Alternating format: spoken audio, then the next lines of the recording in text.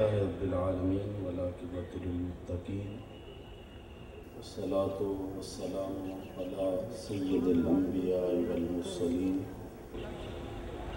قال الله تعالى وتبارك في القرآن المجيد والفرقان الحميد. بسم الله الرحمن الرحيم.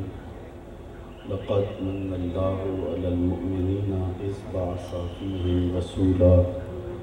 صدق الله مولانا العظيم وصدق رسوله النبي الكريم الرؤوف الرحيم. اللهم نور قلوبنا بالقرآن وزين أخلاقنا بالقرآن وادخلنا الجنة بالقرآن ونجنا من النار بالقرآن. قال الله تعالى وتبارك في شان حبيبه مخبرا وآمرا إن الله وملائكته يصلون على النبي يا أيها الذين آمنوا صلوا عليه وسلموا تسليما. الصلاة والسلام عليك يا رسول الله وعلى آلك وأصحابك يا محبوب رب العالمین.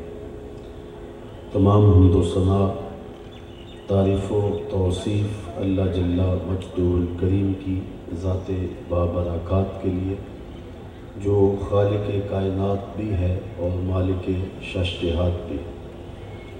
اللہ جل وعلا کی حمد و ثنا کے بعد رسول رحمت، شفیع معظم، نبی محتشم، اللہ کے پیارے، امت کے سہارے، رب کے محبوب، دانائے غیوب، مالک نقاب امم، فخر عرب و عجم، والی کون و مکان، سیاہ لا مکان، سید انس و جاں، سرور لالا رخاں، نیر تاباں، سر نشین مہوشاں، ماہ خوباں، شہنشاہ حسینہ، تتمہ دوراں، سر خیل زہرہ جمالہ، جلوہ صبح ازل، نور ذات لم یزل، باعث تکوین عالم، فخر آدم و بنی آدم، نیر بطحا، رازدار ما اوہا، شاہد ما طغا، صاحب علم نشرہ،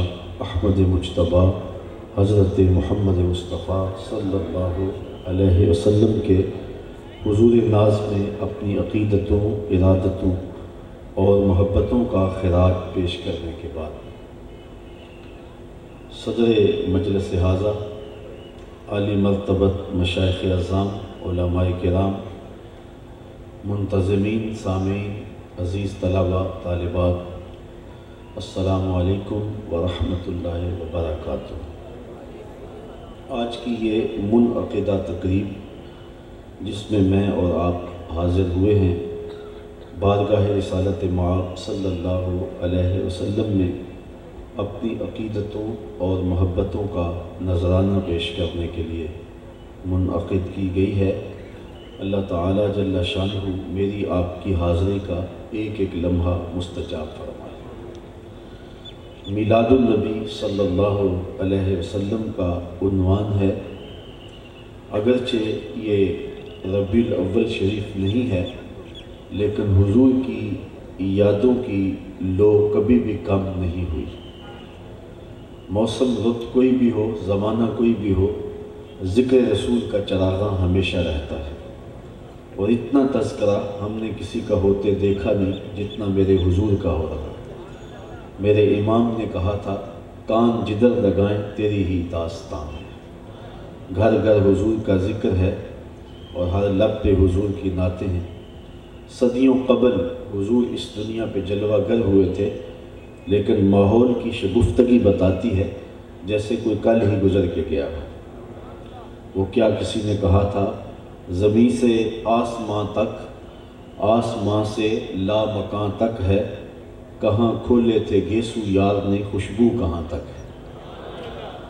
اہل ایمان ہیں کہ حضور کے ذکر سے اپنے قلب کی تسکی کا ساماں کرتے ہیں.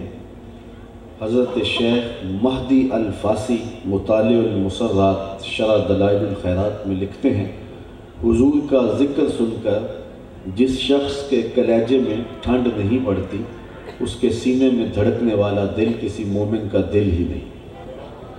لوگ پوچھتے ہیں یہ جو تم کر رہے ہو کہاں لکھا ہے؟ لکھے کی کمی نہیں ہے، ہمارے محقق علماء دلائل کے انبار لگا دیتے ہیں، لیکن میں کہا کرتا ہوں کیا ذکر رسول کے لیے بھی کسی دلیل کی ضرورت ہے؟ کبھی ایسا ہوا ہے کہ پھولوں کا تذکرہ چھڑا ہو اور بلبل کہے کہاں لکھا ہے؟ بات شمع کی چل رہی ہو اور پروانہ دلیلیں ڈھونڈ رہا، اور یہ بھی ممکن نہیں کہ بات سرکار مدینہ کی ہو رہی ہو اور امتی کو کسی دلیل کی ضرورت ہے۔ محب کے لیے اس سے بڑا سرمایہ کوئی نہیں، کوئی اس کے محبوب کا ذکر چھیڑ دے۔ آیت ذکر نعمان لنا فإن ذکرہ هو المسک ما کررتہ یتضوع۔ امام شافعی علیہ رحمہ فرماتے ہیں میرے ممدوح کی باتیں چھیڑو، میرے محبوب کا ذکر کرو، ان کا تذکرہ ایسی کستوری ہے تم جو چھیڑتے جاؤ گے خوشبو پھیلتی چلی جائے۔ علامہ رومی علیہ رحمہ کا انداز تمثیل کا ہے، لیکن ایک بہت بڑی حقیقت کو ایک چھوٹی سی مثال سے ذہن میں دل میں اتارنے کا فن جانتے ہیں۔ تو وہ فرماتے ہیں کسی نے مجنوں کو دیکھا کہ ریت کے اوپر لیلا لیلا لکھ رہا ہے، تو روک کے پوچھا کیا کر رہے ہو؟ گفت مشق نام لیلا می کنم خاطر خود را تسلی می دہم۔ کہنے لگا اپنے محبوب کا نام لکھ لکھ کے دکھی دل کو قرار دے رہا ہوں۔ تو نتیجہ نکالتے ہیں کہ اگر لیلا کا نام مجنوں کو تسکین دیتا ہے تو حضور کا نام امتی کو تسکین نہیں دیتا؟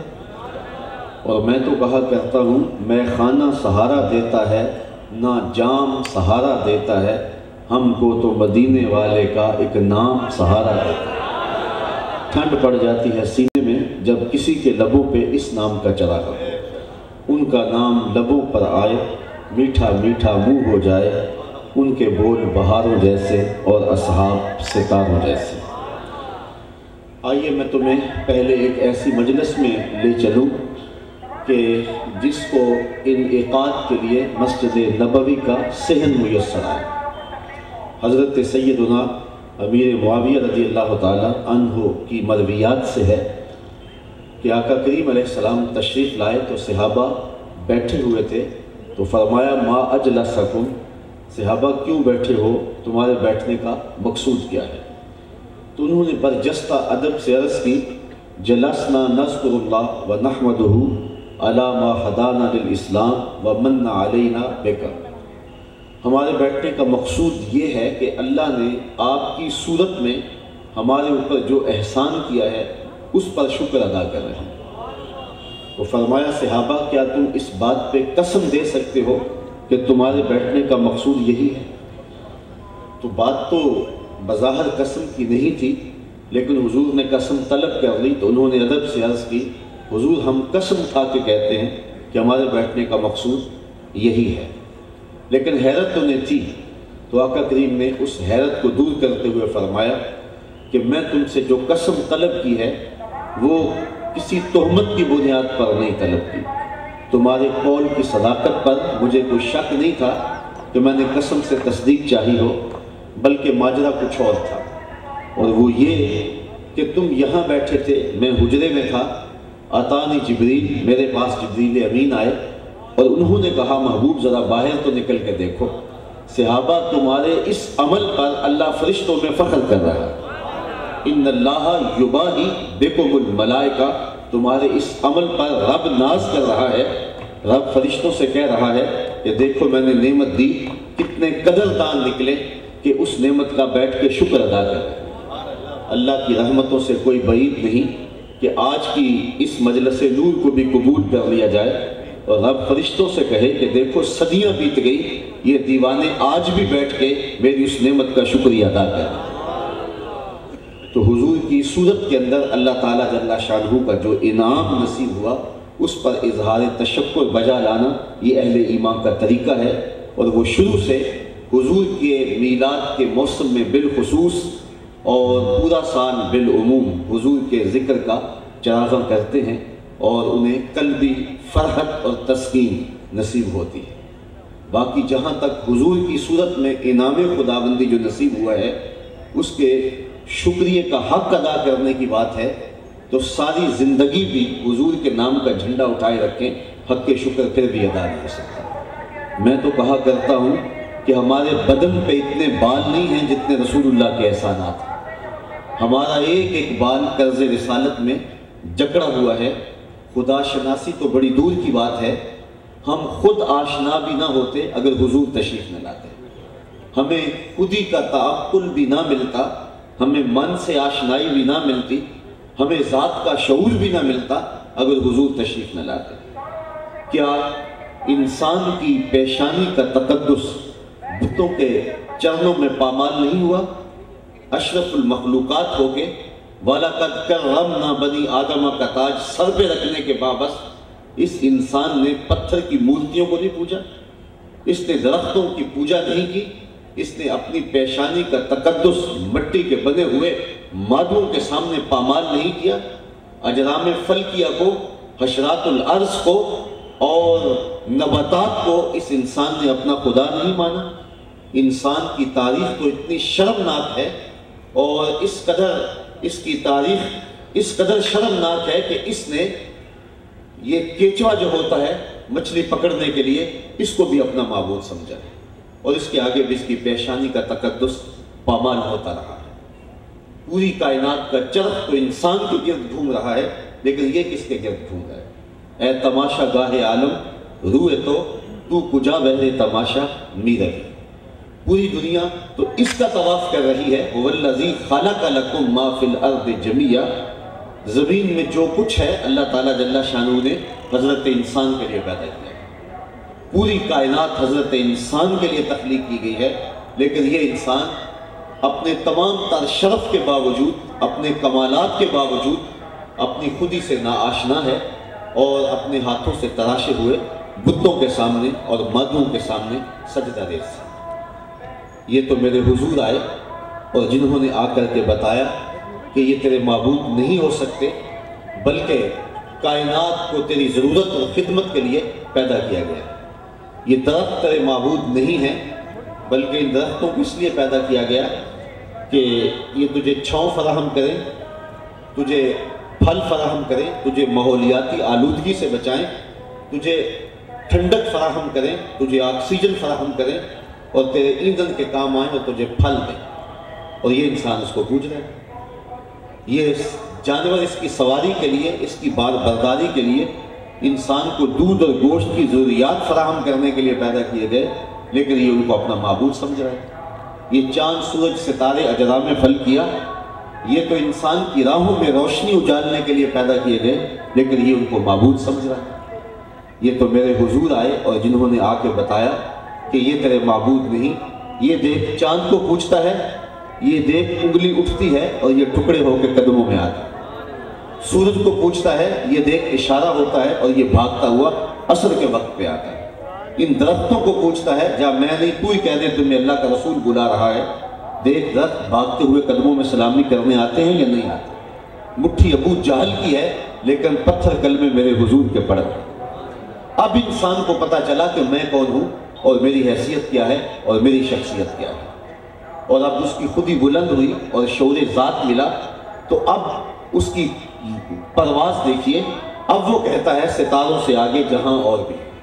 اب اسے سمجھ آئی، پرے ہے چرخ نیلی فام سے منزل مسلمان کی، ستارے جس کی گرد راہوں وہ کارواں تو ہے۔ کانپتا ہے دل تیرا اندیشہ طوفان سے کیا، نا خدا تو، بحر تو، کشتی بھی تو، ساحل بھی تو، دیکھ آ کر کوچائے چاکے گرے ماں میں کبھی، کیس تو، لیلا بھی تو، صحرا بھی تو، محمل بھی تو، وائے ناکامی کہ تو محتاج ساکی ہو گیا، میں بھی تو، مینا بھی تو، مستی بھی تو، حاصل بھی تو، آہ کس کی جستجو آوارہ رکھتی ہے تجھے، راہ تو، راہ رو بھی تو، رہبر بھی تو، منزل بھی تو، بے خبر تو جوہر آئینہ ایام ہے، تو زمانے میں خدا کا آخری پیغام۔ تو اب اسے پتا چلا، اب وہ کہتا ہے فرشتہ کہنے سے میری توقیر گھٹتی ہے، میں مسجود ملائک ہوں، مجھے انسان رہنے دو۔ تو اسے اپنی ذات کا شعور ملا تو حضور کی چوکھٹ سے نصیب ہوا، اور جن کو میرے حضور کی چوکھٹ نصیب نہیں ہوئی وہ آج بھی اندھیرے میں، وہ آج بھی ظلمت میں۔ یہ آپ کی ہمسائیگی میں انڈیا بستا ہے، پی ایچ ڈی ڈاکٹر ہے، اور پتھر کے آگے ہاتھ جوڑے کھڑا ہے. اس کی ڈگریاں اسے نہیں بتاتی، اس کا علم اسے نہیں بتا رہا کہ جو اپنے بدن پہ بیٹھی مکھی تو اڑا نہ سکے، میری ضروریات کا کفیل کیسے ہو سکتا ہے. MBBS ڈاکٹر ہے اور گائے کے پیشاب کو تبرک سمجھ رہا ہے، اسے گاؤ ماتا کا تبرک سمجھ کے چسکیاں لے کے پی رہا ہے. اس کی طب نے نہیں بتایا کہ اس میں کتنے جراثیم ہیں، اس میں تعفن کیا ہے، اس کی طبع میں کوئی نفاست نہیں ہے. اور دوسری جانب میرا تعلق ایک دیہات سے ہے اور میں نے اپنی مسجد کی ٹوٹیوں پہ ایک 7 یا 8 سال کے بچے کو دیکھا کہ وہ اپنے پائنچے کو مل مل کے دھو رہا تھا. تو میں نے دور سے کہا کہ اتنا زیادہ تم نے پانی کھولا ہے؟ تو وہ کہنے لگا صاحب میں گلی سے گزر رہا تھا تو کسی جانور کے پیشاب کا چھینٹا پڑ گیا. وہ کسی مدرسے کا طالب علم نہیں تھا جو نجاست خفیفہ یا نجاست غلیظہ کو جانتا ہو. اس نے کہا کہ میں گلی سے گزر رہا تھا، کسی جانور کے پیشاب کا چھینٹا پڑ گیا اور میں سکول جا رہا ہوں. تو میں سوچ میں پڑ گیا کہ ڈاکٹر کو تو سمجھ نہیں آئی اور یہ 7 سال کا بچہ جو ہے یہ پائنچے کے اوپر لگے ہوئے پیشاب کے غیر مری چھینٹے کو بھی گوارا نہیں کر رہا. تو میرے اندر سے جو جواب آیا وہ یہ تھا کہ وہ ہے ڈاکٹر لیکن اس کے ہاتھ میں دامن میرے حضور کا نہیں، اور یہ ہے بچہ ماں نے بڑھتی حضور کے پیار کی دی ہے، تقدس روح تک اتر گیا اور پائنچے کے اوپر غیر مری چھینٹا بھی گوارا نہیں ہے. تو زندگی، حرارت، نور، تقدس اور روشنی زمانے کو نصیب ہوتی ہے تو حضور کی دہلیز سے نصیب ہوتی ہے. اسی لیے میرے امام ساری زندگی بریلی کی گلیوں میں کھڑے ہو کے مدینے کی طرف منہ کر کے جھولی پھیلا کے کہتے رہے، چمک تجھ سے پاتے ہیں سب پانے والے، میرا دل بھی چمکا دے چمکانے والے. تو جنہوں نے حضور کی دہلیز اور حضور کی چوکھٹ تک رسائی نہیں پائی وہ آج بھی ظلمت میں ہیں، وہ آج بھی اندھیرے میں ہیں. تو روشنی ملے گی، اجالا ملے گا، تقدس ملے گا، نور ملے گا تو اسی چوکھٹ سے نصیب ہوگا. تو یہ ایک دن کا محفل میلاد کیا، ساری زندگی بھی حضور کے نام پہ گزار دیں، حق کے شکر پھر بھی ادا نہ ہو. ایک شخص اسلام لانے کے بعد حضور کی خدمت میں حاضر ہوتا ہے اور عرض گزار ہے کہ حضور جاہلیت کے زمانے میں جب آپ کا دامن میسر نہیں تھا تو زمانے کی 2 باتیں ہیں. ایک بات مجھے یاد آتی ہے تو میری ہنسی نہیں تھمتی اور دوسری بات مجھے یاد آتی ہے تو میرے آنسو نہیں رکتے. تو فرمایا کہ وہ 2 باتیں کیا ہیں؟ تو اس نے عرض کی کہ میں ایک لمبے سفر پہ جانا تھا، سامان سفر باندھا تو سوچا کہ ایک عدد معبود بھی ساتھ رکھ لوں تاکہ راستے کے اندر اس کی پوجا پاٹ بھی چلتی رہے. تو سامان پہلے ہی بوجھل تھا، تو جب میں نے پتھر کا معبود اس کے اندر رکھا تو میں نے سوچا میں تو اپنے معبود کے بوجھ تلے دب کے مر جاؤں گا. تو میں نے آٹا گوندھ کر کے اس کا ایک ہلکا سا بت تیار کیا، پھر اس کو دھوپ میں رکھ کے خشک بھی کر دیا تاکہ وزن کم ہو جائے، اور اس کو اپنے سامان میں رکھ لیا اور راستے میں پوجا پاٹ بھی چلتی رہی. جو توشہ سفر تھا وہ اندازہ سفر کے مطابق تھا. تو توشہ ختم ہو گیا، سفر کوئی 1-2 دن بڑھ گیا. تو ایک آدھا دن تو میں نے بھوک برداشت کی، لیکن جب گوارا نہ ہو سکا اور انتڑیوں میں بل پڑنے لگے تو میں نے مجبور ہو کے تھیلے میں ہاتھ ڈالا اور اپنے اس معبود کو نکالا اور نکال کے پتھر پہ رکھ کے کوٹا، اس میں پانی ڈال کر اس کو گوندا اور پھر اس کی روٹی پکائی اور کھاتے ہوئے کہا میرے خدا اب کام نہیں آئے گا تو کب آئے گا، اب تو بھوک سے میری جان بھی نکل گئی.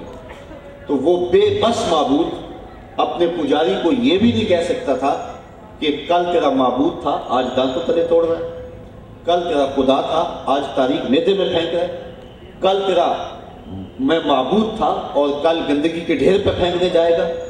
جو اپنے پجاری کے سامنے اتنی گزارش بھی نہیں کر سکتا تھا، اپنے تشخص کو بھی نہیں بچا سکتا تھا، وہ میرا معبود تھا. آج اس بت کی بے بسی مجھے یاد آتی ہے تو میری ہنسی نہیں رکتی کہ وہ کتنا بے بس تھا اور میں اس کا پجاری تھا. لیکن آج آپ کا دامن نصیب ہوا ہے تو زندگی کا نور ہاتھ میں آ گیا. اور دوسری بات جو مجھے رلا دیتی ہے اور جب وہ یاد آتی ہے تو میرے آنسو نہیں تھمتے، وہ بات یہ ہے کہ میں نے ایک لمبے سفر پہ جانا تھا اور میری بیوی امید سے تھی. تو جب میں واپس پلٹا تو چونکہ سفر طویل ہو گیا اور کئی سال لگ گئے تو میرے بعد میں بیٹی پیدا ہوئی. اور میری بیوی نے اس خیال سے کہ وہ جب آنگن میں کھیلتی بیٹی دیکھے گا تو گوارا نہیں کر پائے گا اور اسے زندہ درگور کر دے گا. تو بیٹی کے توتلے لہجے کے اندر میرے لیے ایسے محبت بھرے جملے رکھے کہ جب میں گھر داخل ہوا تو وہ میری ٹانگوں سے لپٹ گئی اور یا آباتا ہو کہہ کے مجھ سے مخاطبہ کرنے لگی، اور میرے سینے میں اگر پتھر بھی ہوتا تو وہ پگھل جاتا، لیکن میں اس سماج کی جھوٹی رسموں کا اسیر تھا۔ میں نے فیصلہ کر دیا کہ اس بیٹی کو زندہ درگور کروں گا، اور میں نے اپنی بیوی کو گھورا کہ تو نے اس کو کیا باتیں سکھائی، اور موقع ڈال کر میں اس کو صحرا میں لے گیا اور گڑھا کھودنے لگا۔ بچی کو نہیں پتا تھا یہ سب کچھ میرے لیے ہو رہا ہے، اور میری مشقت سے وہ بے چین تھی اور بار بار کہتی کہ ابا جان اتنی گرمی میں آپ یہ مشقت کیوں اٹھا رہے ہیں؟ لیکن میں جب وہ گڑھا کھود لیا تو میں نے دیکھا کہ اس کے چہرے کے اوپر اطمینان آیا ہے، لیکن تھوڑی دیر کے بعد جب میں نے اس کو دھکا دیا اور وہ چیخنے لگی اور اپنے ننھے ننھے ہاتھ جوڑنے لگی اور یا آباتا ہو کہہ کے مجھ سے مخاطبہ کرنے لگی اور میں ریت پھینکتا رہا، تو آج جب اسلام لایا ہوں تو اس کی چیخیں مجھے سونے نہیں دیتی۔ یہ اتنا گھنونا جرم تھا جو اس معاشرے میں جاری تھا اور اس پہ ملامت نہیں ہوتی تھی۔ اہل علم بیٹھے ہیں، اللہ قرآن مجید میں ارشاد فرماتا ہے وَإِذَا الْمَوْءُودَةُ سُئِلَتْ بِأَيِّ ذَنبٍ قُتِلَتْ، قیامت کے دن قبروں میں گاڑی ہوئی بچیاں اٹھائی جائیں گی، ان کے ظالم باپ کٹہرے میں ہوں گے، اور اللہ ان بچیوں سے پوچھے گا تمہیں کس جرم میں قتل کیا گیا؟ آپ جانتے ہیں قیامت کے دن سب سے پہلا سوال قتل کا، سب سے پہلا سوال نماز کا ہوگا، اور سب سے پہلا فیصلہ قتل کا ہوگا، اور قتل کے فیصلوں میں بھی سب سے پہلے ان بچیوں کا فیصلہ ترجیحاً رکھا جائے گا اور ان کو کھڑا کیا جائے گا، ظالم باپ کٹہرے میں ہوں گے۔ اللہ تعالیٰ ان بچیوں سے پوچھے گا بِأَيِّ ذَنبٍ قُتِلَتْ، تمہیں کس جرم میں قتل کیا گیا؟ حضرات مفسرین نے یہاں ایک سوال اٹھایا ہے اور پھر اس کا جواب دیا ہے، اور وہ یہ کہ بچیوں کو تو پتہ ہی نہیں کہ ہمیں قتل کیوں کیا گیا۔ ابھی آنکھ کھلنے نہیں پائی تھی کہ بند کر دی گئی، زبان بولنے نہیں پائی تھی کہ نوچ لی گئی، شعور سنبھلنے نہیں پایا تھا کہ ریت تلے دبا دی گئی۔ ان بچیوں کو تو پتہ ہی نہیں ہے کہ ہمارے ظالم باپوں نے ہمارے ساتھ یہ ظلم کیوں کیا۔ مجرم کٹہرے میں کھڑے ہیں، اور دنیا کا ضابطہ بھی یہ ہے کہ محرکات جرم، اسباب گناہ مجرم سے پوچھے جاتے ہیں، تو یہاں مجرم موجود ہے، اس سے نہیں پوچھا جا رہا، اور جن کو نہیں پتا اللہ جانتا ہے ان کو نہیں پتا، لیکن اس کے باوجود ان بچیوں سے پوچھا جا رہا ہے۔ تو مفسرین نے اس کا جواب یہ دیا کہ بیٹیوں کا قتل اتنا گھنونا جرم ہے کہ اللہ تعالیٰ ان کے ظالم باپوں سے بات کرنا بھی گوارا نہیں کرتا۔ حالانکہ یہ خطاب عتاب ہوگا، لیکن وہ اس قابل نہیں ہیں کہ اللہ تعالیٰ ان سے مخاطبہ بھی کرے، ان سے کلام بھی کرے۔ تو اتنا گھنونا جرم اس معاشرے میں ڈٹائی کے ساتھ کیا جاتا ہے، اور میرے اور آپ کے آقا و مولا نے ایک جملہ ارشاد کیا جو آپ میں سے بچے کو یاد ہے، لیکن اس کو ذرا اس پہلو میں بھی دیکھیں۔ آج اپنی بیٹی کے لیے محبت بری بات آپ کریں یا میں کروں تو آج بیٹی کو پیار دیا جاتا ہے، آج بیٹی محبتوں کی جگہ پہ رکھی جاتی ہے، آنگن کا نور ہے، گھر کا چراغ ہے۔ جب باپ اور ماں رخصت کرتے ہیں بیٹی کو تو وہ رو رہے ہوتے ہیں۔ تو آج میں بیٹی کے لیے یا آپ اپنی بیٹی کے لیے کوئی محبت بری بات کریں تو وہ مشکل نہیں ہوگی۔ اس زمانے میں جب بیٹیوں کو زندہ درگور کر کے باپ فخر کرتا تھا، اس دور میں میرے حضور نے کہا کہ میری بیٹی فاطمہ میرے جگر کا ٹکڑا ہے۔ یہ صرف کلمہ محبت ہی نہیں ہے، یہ کلمہ جہاد بھی ہے۔ اس زمانے کے اندر حضور کا فرمانا، بلکہ جب سیدہ فاطمہ رضی اللہ تعالیٰ عنہ حضور سے ملنے آتی، صحیح حدیث میں ہے فَأَجْلَسَهَا فِي مَجْلَسِهِ، حضور اپنی مسجد میں بٹھاتے اور خود اٹھ کے اپنی بیٹی کا استقبال کرتے۔ دنیا کو عملاً بتایا کہ بیٹی نفرت کی جگہ نہیں ہے، بیٹی محبت کی جگہ ہے۔ میں نے گجرانوالہ مارکیٹ میں ایک بوڑھے شخص کو دیکھا کہ اس نے اپنی جھکی ہوئی کمر کے اوپر گوریاں لادی تھی، تو میری شناسائی تھی، تو میں نے اس کو کہا کہ آپ کام چھوڑ کیوں نہیں دیتے؟ تو اس کی آنکھوں میں نمی آ گئی اور کہنے لگا کہ میری ایک بیٹی ہے جس کی ابھی میں نے شادی کرنی ہے۔ تو میں سوچ میں پڑ گیا کہ یہ باپ تو زندہ درگور کرتا تھا اور آج یہ بوڑھی کمر کے اوپر گوریاں لاد کے مزدوری کر رہا ہے، آج اوور ٹائم لگا رہا ہے فیکٹری میں جوان بھائی کہ میں اپنی بہن کے ہاتھ پیلے کرنے ہیں۔ یہ تو بہن کاٹ دیتا تھا کہ کل کوئی میرا بہنوئی نہ کہلائے۔ تو اس باپ کے سینے میں بیٹی کا پیار کس نے رکھا؟ اس بھائی کے سینے میں بہن کا پیار کس نے رکھا؟ تو جواب ایک ہی ہے، میلاد والے محمد عربی۔ ہمارے پاس لوگ آتے ہیں دعا کے لیے، معاشی بحران ہے، مالی مشکلات ہیں اور دیگر بیماری اور دیگر مسائل ہیں، لیکن ایک سوال اور ایک دعا ایسی ہوتی ہے کہ ہم خود لرزنے لگ جاتے ہیں۔ لوگ کہتے ہیں جناب دعا کرو ہماری بیٹی سسرال میں دکھی ہے، اللہ اسے سکھ دے دے، اور باپ کے ہونٹ کانپ رہے ہوتے ہیں، ماں لرز رہی ہوتی ہے۔ رات اس کا فون آیا تھا بیٹی کا، اس کا لہجہ ٹوٹا ٹوٹا تھا، تو ماں کو ساری رات نیند نہیں آتی، باپ کو ساری رات چین نہیں آتا۔ تو میں کہتا ہوں یہ باپ تو زندہ درگور کر کے آرام کی نیند سوتا تھا، یہ ماں تو زندہ درگور کر کے چین کی نیند سو جاتی تھی۔ آج بیٹی کا لہجہ شکستہ تھا تو اس کو نیند نہیں آ رہی، تو ماں اور باپ کے سینے کے اندر بیٹی کا پیار کس نے ڈالا؟ یہ صدقہ ہے آمنہ کے لال۔ اب اگر کوئی اس بیٹی کو کہے کہ تو حضور کا میلاد نہ منایا کر، میرے پاس یہ دلیلیں موجود ہیں، تو وہ کہے گی منہ دوسری جانب کر، مجھے تو عزت حضور نے دی ہے، مجھے تو پہچان حضور نے دی ہے، مجھے تو شناخت حضور نے دی ہے، مجھے تو جینے کا حق مصطفیٰ جان رحمت نے دیا ہے۔ اگر حضور تشریف نہ لاتے تو آج بیٹیاں جس ذلت اور جس پستی اور جس ربو حالی کے اندر ہوتی، تو اس کی جو ہے وہ اتنی بھیانک صورت ہوتی کہ انسانیت کا قتل عام اور انسانیت کا جو ذبح اس وقت ہو رہا تھا اب اس انتہا کو پہنچتا تو کیا عالم ہوتا۔ تو آج جو قدریں موجود ہیں، آج جو انسان کی توقیر ہے، تو یہ دین ہے نبی رحمت صلی اللہ علیہ وآلہ وسلم۔ آپ ماں کی بات کریں، بیٹی تو بیٹی ہے۔ عکاس کے میلے میں 3 سکے بھائیوں نے 900 دراہم کے اندر اپنی سکی ماں کو بیچا، لیکن میرے حضور نے جنت کو کھینچ کے ماں کے قدموں تلے رکھ دیا۔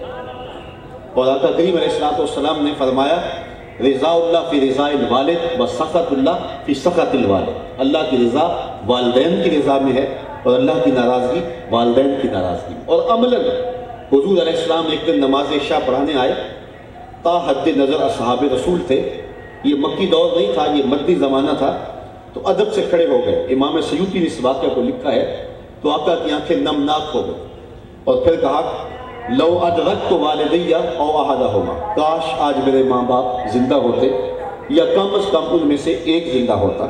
انسان نے دکھوں کا دور دیکھا ہو، بعد میں خوشحالیاں مل جائیں تو اس بات کی آرزو ضرور ہوتی ہے کہ میرے ماں باپ زندہ ہوتے تو مجھے خوشحالیوں کے زمانے میں دیکھتے۔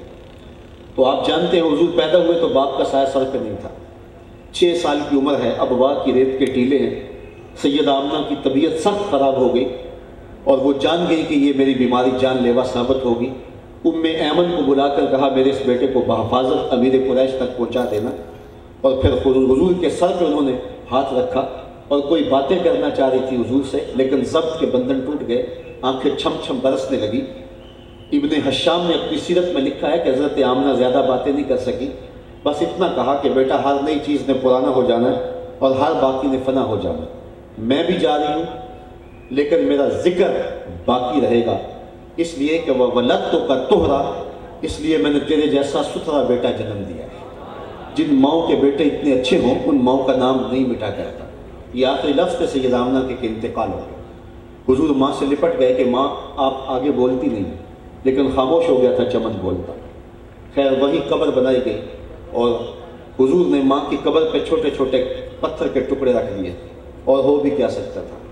ایک شاعر نے کہا تھا تجھے کن پھولوں میں ہم کفن دیں، تو جدا ہی ایسے موسموں میں ہوا جب درختوں کے ہاتھ پھولوں سے خالی تھے۔ آج مدینے میں حضور کی ماں کا انتقال ہوتا، جبریل پھول لے کے آتے، کتنے صحابہ جنازے میں ہوتے، لیکن یہ مسافرت ابوا کا ٹیلا۔ خیر حضور مکے آ گئے، پھر طائف کے بازار بھی آئے، مکے کی گلیاں بھی آئیں، ڈالی جانے والی اوجریاں بھی، پھینکے جانے والے کوڑے بھی، سارے دکھ سے آج مدینے میں آئے تو ادب کی آیتیں اتر چکی ہیں۔ خبردار میرے نبی کی آواز سے آواز بھی اونچی نہیں کرنی، اگر میرے نبی سے کچھ سرگوشی کرنی ہو پہلے گھر جاؤ، صدقہ لو، فقیر ڈھونڈو، خیرات کرو، پھر میرے نبی کی چوکھٹ پہ ہو، تمہیں پتہ چلے کتنی اونچی بارگاہ میں آ رہے ہیں۔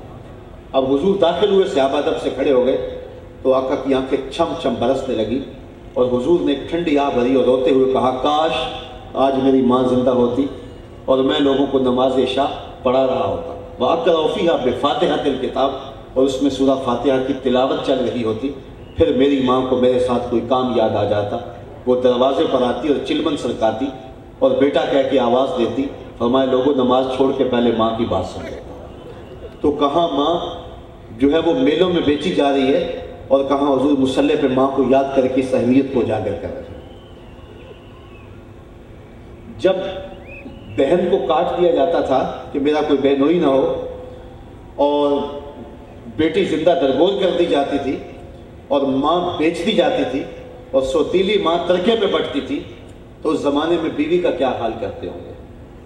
لیکن میرے اور آپ کے آقا و مولا نے سیدہ عائشہ رضی اللہ تعالیٰ عنہ فرماتی ہیں حمیرہ کہہ کے پکارتے، بلکہ ایک دن میں گھر داخل ہوئی، میں گھر تھی تو حضور تشریف لائے، تو حضور نے مجھے پانی پیتے ہوئے دیکھا تو کہا اے حمیرہ تھوڑا سا پانی میرے لیے بھی چھوڑنا۔ تو فرماتی ہے کہ میں نے پانی چھوڑ دیا تو حضور نے میرے ہاتھ سے آب خورا لیا، پانی پینے لگے تو رک گئے اور پھر کہا عائشہ ذرا بتانا تم نے ہونٹ کہاں رکھے تھے، مجھے بتاؤ اگر شوہر کا رویہ بیوی کے ساتھ یہ ہوگا تو گھر جنت کا ٹکڑا بنے گا یا نہیں بنے گا۔ اور تاریخ عالم میں اس کی دوسری مثال موجود نہیں ہے۔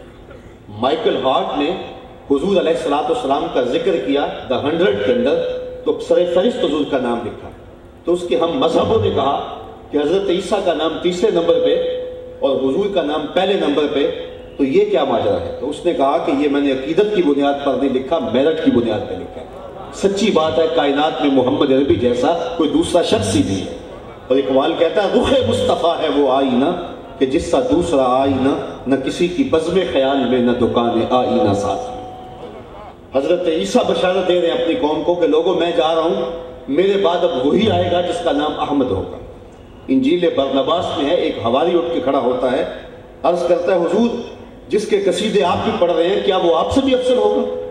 ہر مرید کا خیال ہوتا ہے کہ میرے پیر سے افضل کوئی نہیں، ہر شاگرد سوچتا ہے میرے استاد سے افضل کوئی نہیں، اور ہر امتی سوچتا ہے میرے نبی سے افضل نہیں۔ تو حضرت عیسیٰ کے حواریوں نے کہا حضرت جس کے قصیدے آپ کے لبوں پہ ہیں کیا وہ آپ سے بھی افضل ہوگا؟ تو سنو حضرت عیسیٰ نے کیا جواب دیا، ٹھنڈ پڑ جائے گی آپ کے سینے میں۔ حضرت عیسیٰ نے کہا افضل ہونے کی بات پوچھتے ہو، وہ تو اتنی عظمتوں کا حامل ہے، اگر اس کے نالین کے تسمے کھولنے کی سعادت ابن مریم کو مل جائے تو یہ بھی مقدر کی بات ہے۔ تو حضور کا نام اس نے سر فہرست لکھا، اس نے کہا سچی بات ہے کائنات میں محمد عربی جیسا کوئی دوسرا شخص موجود نہیں ہے۔ تو میں کہتا ہوں تاریخ عالم اس کی مثال آنے سے قاصر ہے کہ جب سیدہ خدیجہ الکبریٰ کا آخری وقت آیا، انہوں نے حضرت فاطمہ کو بھیجا کہ جاؤ حضور سے چادر رحمت مانگ لاؤ۔ وہ حاضر خدمت ہوئی، عرض کی حضور چادر عنایت فرمائیں، امی جان مانگ رہی۔ تو حضور نے فرمایا بیٹا ماں سے پوچھو۔ تو حضرت فاطمہ پوچھنے آئیں تو حضور بھی پیچھے آ گئے۔ تو حضرت فاطمہ کا بدن، حضرت خدیجہ کا بدن بخار سے تپ رہا تھا۔ عرض کی حضور لگتا ہے یہ بخار جان لیوا ثابت ہوگا، میں نے چادر اس لیے منگوائی ہے کہ اس چادر سے مجھے کفن دیا جائے۔ اندھیروں میں بیٹھ کے عقیدے نہ گھڑا کرو، عقیدے وہی رکھا کرو جو نبی کے گھر والوں کے۔ سیدہ خدیجہ کا عقیدہ یہ ہے کہ حضور کے بدن سے چھوئی ہوئی چادر کفن کے لیے مل جائے تو بخشش کی ضمانت۔ تو کہا حضور میں نے اس لیے چادر مانگی ہے کہ اس چادر سے مجھے کفن دیا جائے۔ حضور کی آنکھیں چھم چھم برسنے لگی اور فرمایا خدیجہ تو نے چادر مانگی ہے، لو اردت جلدی لآتیتو کہ اگر تو میری جلد بھی مانگتی میں وہ بھی اتار کے دے دیتا۔ کوئی لاؤ تو صحیح مثال ایسی۔ ایک غیر مسلم نے اسلام قبول کیا تو اسے پوچھا گیا کہ اسلام کی کس قدر نے تجھے متاثر کیا ہے؟ تو اس نے کہا سیرت کا صرف ایک واقعہ میری ہدایت کا سبب بن گیا، اور وہ یہ کہ حضور کی مجلس لگی تھی، لوگوں کا ہجوم تھا، ایک شخص اٹھ کے کھڑا ہو گیا اور عرض کرنے لگا حضور میرا بیٹا گم ہے، کئی دنوں سے مل نہیں رہا، دعا کریں میرا بیٹا مل جائے۔ قبل اس سے کہ حضور کے ہاتھ اٹھتے اور باب اجابت کھل جاتے، ایک شخص اٹھ کے کھڑا ہوا، عرض کی حضور اس کے بیٹے کو میں جانتا ہوں، ابھی ابھی فلاں باغ کے قریب سے گزر کے آیا ہوں، میں نے بچوں کے ساتھ وہاں اسے کھیلتے ہوئے دیکھا ہے۔ تو جب باپ نے یہ بات سنی تو اس نے دوڑ لگا دی۔ تو حضور نے فرمایا اسے بلاؤ، بلایا گیا، کہا بہت جلدی ہے؟ جی حضور آپ جانتے ہیں ایک باپ کے جذبات کیا ہوتے ہیں، کئی دنوں سے بچہ بچھڑا ہے، آنکھیں ترس گئی ہیں، ممتا کی ماری ہوئی ماں الگ بے چین ہے، کئی دنوں سے کھایا کچھ نہیں پیا کچھ نہیں، میں چاہتا ہوں خود بھی ملوں، آنکھیں ٹھنڈی کروں اور ماں تک بھی پہنچاؤں۔ فرمایا ضرور جاؤ، میں تمہارے جذبات سے آگاہ ہوں، تجھے روکتا نہیں، لیکن تمہیں جو بلایا ہے تو اس کا بھی ایک مقصد ہے۔ جی حضور ارشاد فرمائیے۔ فرمایا جب باغ کے کنارے جاؤ اور بچوں کے ساتھ اپنے بیٹے کو کھیلتا ہوا دیکھ لو تو اس کو بیٹا بیٹا کہہ کے آوازیں نہ دینے لگ جانا، بلکہ اس کا جو نام رکھا ہے اس نام سے پکارنا اور گھر لے جانا۔ عرض کی حضور میرا بیٹا ہے، اگر بیٹا کہہ کے پکاروں تو حرج بھی کیا ہے؟ فرمایا تم کئی دنوں سے بچھڑے ہو، تمہارے لہجے میں بلا کا رس ہوگا، اور تم نہیں جانتے، ہو سکتا ہے کھیلنے والوں میں کوئی یتیم بھی کھیل رہا ہو، اور جب تم اپنے بیٹے کو بیٹا کہہ کے پکارو گے تو اس کا دل چر جائے گا، آج میرا باپ ہوتا تو مجھے بھی بیٹا کہہ کے پکارتا۔ تو کہا یہ شوق گھر جا کے پورا کر دینا، یہ ہماری شریعت کا مزاج ہے۔ بیوہ کے سامنے اپنی بیوی سے پیار نہ کرو، غریب کے سامنے اپنی دولت کی نمائش نہ کرو۔ یہ جو 10-10 20-20 لاکھ روپے لگا کے نمائش کرتے ہیں شادیوں کی، کسی نے بڑی اچھی بات کی تھی کہ امیر لوگ آسائش نہ چھوڑیں، نمائش چھوڑ دیں تو غریبوں کی جان سوکھی ہو سکتی ہے۔ بلکہ ہمارے وہاں دیہاتوں میں تو یہ ہے کہ چارپائیوں پہ جہیز بچھا دیا جاتا ہے، اور ایک خاتون کو کہا جاتا ہے کہ ہماری بیٹی کا جہیز دیکھ جاؤ، اور پھر محلے بھر کی خواتین آتی ہیں اور جہیز دیکھتی ہیں، اور چوپالوں میں بیٹھکوں میں بات ہوتی ہے کہ فلاں نے اپنی بیٹی کو بڑا جہیز دیا تو اپنی بیٹی کو ہے، لوگوں کو کیوں دکھاتے ہیں؟ صرف داد وصول کرنے کے لیے کہ گلی گلی تذکرہ ہو۔ تم نے تو داد وصول کر لی، لوگوں نے بھی دے دی، لیکن تمہاری بیٹی کا جہیز دیکھنے کے لیے مزدور کی بیٹیاں بھی آئیں۔ باپ کی دہلیز پہ بوڑھی ہونے والی ان بیٹیوں کے دکھوں کا مداوع کس کے پاس ہے؟ بیوہ کی یتیم بچیاں بھی آئیں جن کا رشتہ بھی کوئی قبول نہیں کرتا، تمہاری بیٹی کا جہیز وہ بھی دیکھنے آئیں۔ تم نے تو داد لے لی، لیکن جو زخم ان کے کلیجے پہ لگا اس کا مداوع کس کے پاس ہے؟ تارا ٹوٹتا سب نے دیکھا، یہ نہ دیکھا ایک نے بھی، کس کی آنکھ سے آنسو ٹپکا، کس کا سہارا چھوٹ گیا۔ ہماری شریعت کا تو یہ مزاج ہے کہ میرے حضور نے ارشاد فرمایا کہ جب کھانا پکاؤ، جب گوشت پکاؤ تو تھوڑا سا پانی زیادہ ڈال لو، اور شوربے کی ایک پیالی ہمسایوں کے گھر بھی بھیج دو، اور اگر تم ایسا نہیں کر سکتے تو ایسے زاویے میں، ایسے وقت میں کھانا پکاؤ کہ جب غریب کے بچے سو چکے ہوں۔ اگر ان تک خوشبو پہنچی اور وہ ضد کر بیٹھے تو غریب باپ ان کی ضد کیسے پوری کرے گا؟ ان بلکتے بچوں کو کون چپ کرائے گا؟ وہ کیا کسی نے کہا تھا، دوپہر کو سلا دیتی ہے بچوں کو وہ اس ڈر سے، دوپہر کو سلا دیتی ہے بچوں کو وہ اس ڈر سے، گلی میں پھر کھلونے بیچنے والا نہ آ جائے۔ معاشرے کے ان محروم طبقوں کو اور ان لاچار لوگوں کو اگر گلے لگایا ہے تو آمنہ کے لال نے لگایا ہے۔ تو حضور نے عزت دی تو کہا کہ اس کو بیٹا کہہ کے آواز نہ دینا، بلکہ مصطفیٰ جان رحمت عیدگاہ جا رہے ہیں، راستے میں ایک بچہ دیکھا جو دیوار کے ساتھ لگ کے رو رہا ہے، تو حضور رک گئے اور پوچھا کہ بیٹا آج تو عید کا دن ہے اور تم رو رہے ہو؟ کہا فلاں غزوے میں میرا باپ شہید ہو گیا تھا، ماں کا سایہ بھی سر سے اٹھ گیا، اس بھری کائنات میں میرا کوئی نہیں۔ حضور نے رحمت کے بازو کھول لیے اور آغوش رحمت سے سمیٹتے ہوئے فرمایا جس کا کوئی نہیں اس کا میں تو ہوں۔ پھر گھر لے گئے اور سیدہ فاطمہ اور سیدہ عائشہ رضی اللہ تعالیٰ عنہما سے فرمایا کہ اسے کھانا کھلاؤ، اسے اچھا لباس دو۔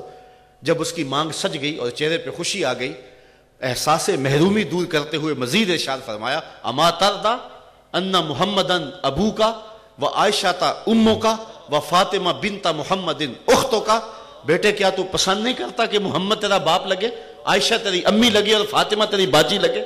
اس نے کہا یہ رشتے مل جائیں تو مجھے اور کیا چاہیے؟ کہا آج کے بعد یہ رشتے تیرے ہوئے۔ حضور کی انگلی تھام کے عیدگاہ جا رہا ہے، اور بھی بچے اپنے اپنے ماں باپ کے ساتھ جا رہے ہیں، لیکن یہ بچہ زبان حال سے کہتا ہے تھا تو یتیم لیکن آج یتیمی کا مزہ ہی آ گیا ہے کہ حضور کی انگلی تھام کے جا رہا ہوں۔ تو ان محروم طبقوں کو، ان لاچار طبقوں کو گلے سے لگایا ہے تو آمنہ کے لال نے لگایا۔ مدینے میں ایک خاتون تھی جس کا توازن عقلی کچھ ٹھیک نہیں تھا۔ ایک دن حضور کے پاس آئی اور عرض کی حضور میں نے آپ سے کوئی باتیں کرنی ہیں۔ حضور فرمایا کرو۔ کہا یہاں نہیں کرنی۔ مسجد نبوی سے باہر کھلی جگہ تھی، کہا کہ میں نے وہاں کرنی۔ حضور اس کے ساتھ وہاں تشریف لے گئے۔